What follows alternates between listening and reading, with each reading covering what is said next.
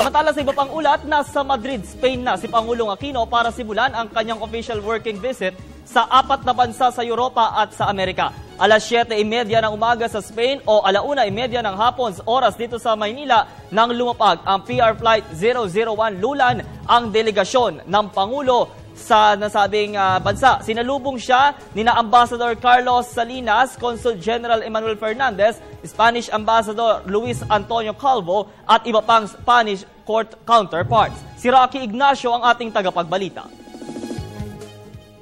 Asahan ay iba pang paglakas sa kooperasyon sa pagitan ng Pilipinas at Europa. Dumating si Pangulo Aquino at delegasyon sa Madrid, Spain, ang unang yugto ng pagbisita nito sa Europa at Amerika para ipakilala ang potensyal ng Pilipinas sa iba't ibang larangan, partikular na sa kalakalan at negosyo. Ito ang unang pagkakataon na dumalaw ang Pangulo sa Europa matapos maupo sa pwesto. Pero dala nito ang mabubuting balita, bunga ng transformasyon sa ilalim ng mabuting pamamahala. Puno ng aktibidades ang Pangulo sa pagdating nito alas 7:30 ng umaga o 1:30 oras sa Pilipinas. Agad nitong magbibigay pugay sa bantayog ng pambansang bayani na si Dr. Jose Rizal.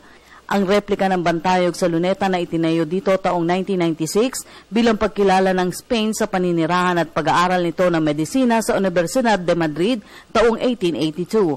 Susundan ito ng pulong ng Pangulo kay dating Prime Minister Jose Maria Aznar sa larangan ng ekonomiya at iba pang larangan. Pagkakataon na rin ng Pangulo ang pagdalaw sa Madrid na humarap sa iba't ibang grupo ng pamumuhunan sa larangan ng enerhiya, transportasyon at information technology. Makakarap rin ng Pangulo ang Madrid Fusion para sa Statement of Support sa pagitan ng Department of Tourism at Spanish Foreign Trade Institute o ISEX. Ang Madrid Fusion ay isa sa pinakamalaking gastronomic events na dadaluhan ng pinakamagagaling na chef at food company sa mundo. Samantala sa unang araw rin ng kanyang pagdating dito, agad kukumustahin ng Pangulo ang Filipino community sa Spain. Sa kasalukuyan ay may mahigit 40,000 Pilipino ang nakatira sa Espanya. Para sa Telebisyon ng Bayan, Rocky Ignacio, Madrid, Spain.